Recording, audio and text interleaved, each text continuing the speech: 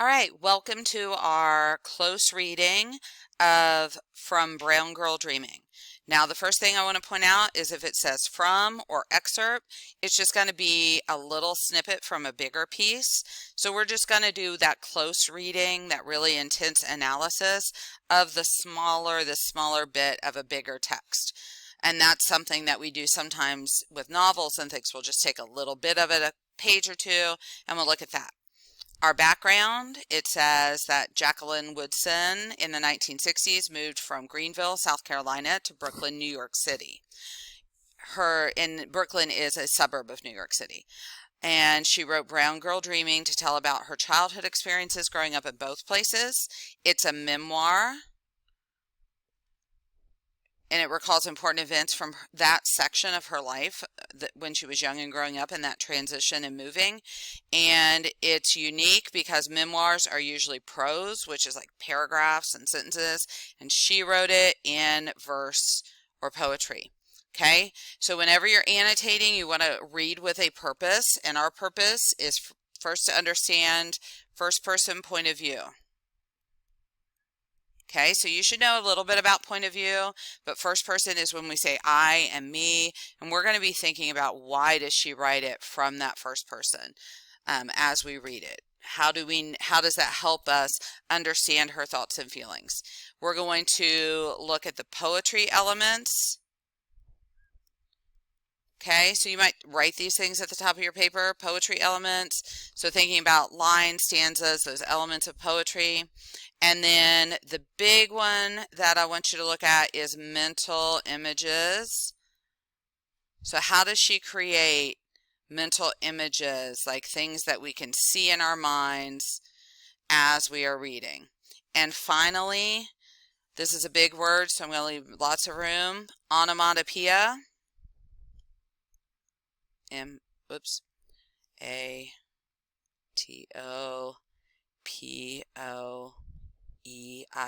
So O-N-O-M-A-T-O-P-O-E-I-A.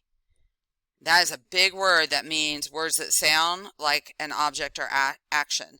So shush, snake, or kind of onomatopoeia. Hush is onomatopoeia. Buzz. Okay, words that sound like an action, like the action that's happening. I don't know that snake is. I'm going to take that one out. That's not a great one. It's not the best example it could be, but the rest of them are pretty good. All right, so we're going to chunk this into little bits, and we're going to start with Brooklyn Rain.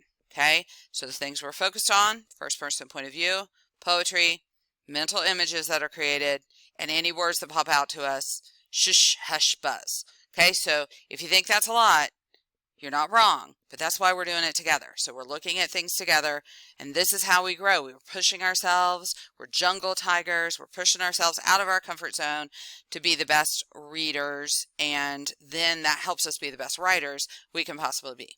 All right, Brooklyn Rain. The rain here is different than the way it rains in Greenville. No sweet smell of honeysuckle. No soft squish of pine. No slip and slide through the grass. Just Mama saying, stay inside today, it's raining, and me at the window. Nothing to do but watch the gray sidewalk grow darker. Watch the drops slide down the glass pane. Watch people below me move fast, heads bent. Okay, so one of the things I want you to know about reading a poem is that there's still punctuation. So there's a period here.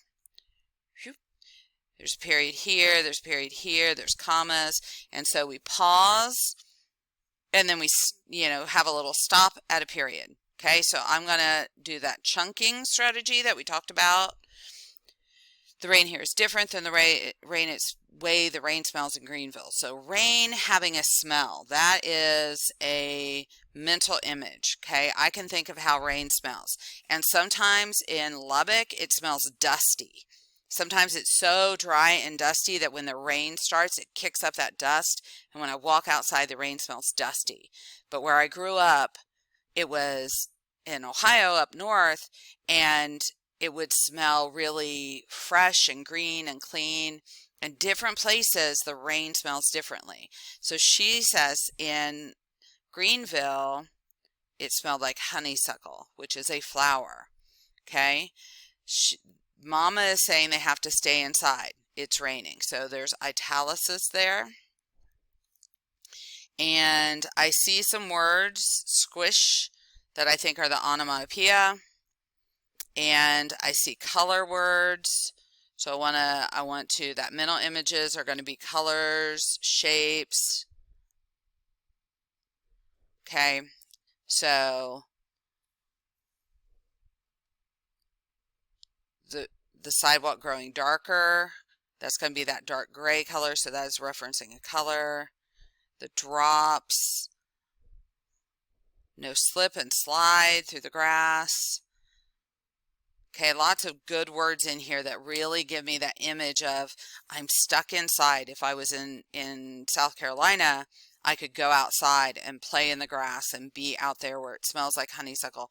But now in New York, there's people walking fast, their heads are bent. It's a whole different thing, okay? And it doesn't seem like the New York is positive. It seems like the more negative words are for New York. And the more positive words are for Greenville.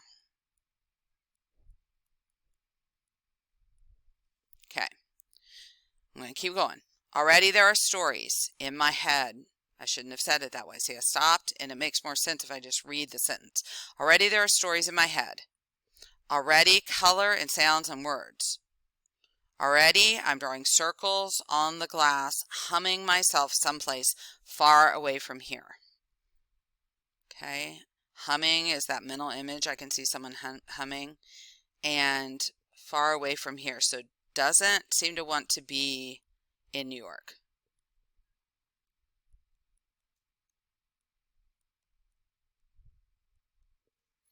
Okay, and then there's stories in her head. So she has imagination.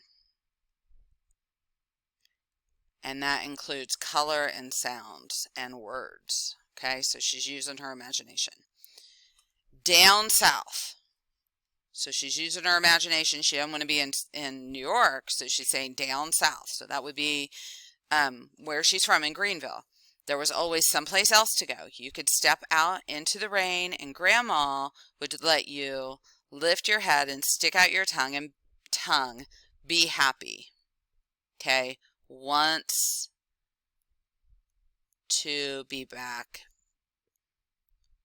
where she was. And so even if it's raining in Greenville, down south, Grandma is there, and she lets you stick out your tongue and be happy. Okay, this is the end of this part. Down south. So we're repeating. That's a poetry thing, repetition. Down south, because that's important to her, because she's missing her home down south. Already feels like a long time ago, but the stories in my head take me back there. Set me down in Daddy's garden where the sun is always shining. Okay, which is not true because she's just talking about the rain. So is she meaning literally the sun is always shining, or she's meaning where she was happy? Because we associate sun shining with happiness. Because we know literally there is rain down south because Grandma lets you stick out your tongue and be happy. But when we say something like the sun was always shining, we mean that was happy. All right, so that is our first poem in here, and we'll do some more, and then we'll maybe see what you can do with a partner or a few partners.